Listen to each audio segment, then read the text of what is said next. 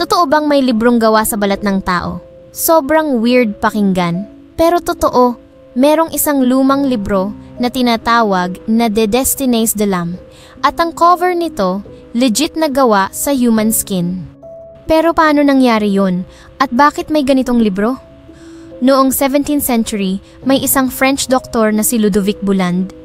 Mahilig siya sa mga kakaibang eksperimento at isang araw naisipan niyang gumamit ng totoong balat ng tao bilang cover ng isang libro. Ang balat na ginamit niya ay mula sa isang babaeng pasyente na namatay sa ospital. Sabi niya, ginawa niya ito bilang isang medical test. Pero aminin natin, medyo creepy, di ba? Hindi lang ito ang nag-iisang libro na may ganitong binding. Pero syempre, ngayon, bawal na at unethical na to.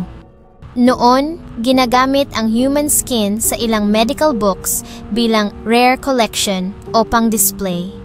Pero kung ikaw ang makakahawak ng librong to, babasahin mo ba o tatakbo ka na lang?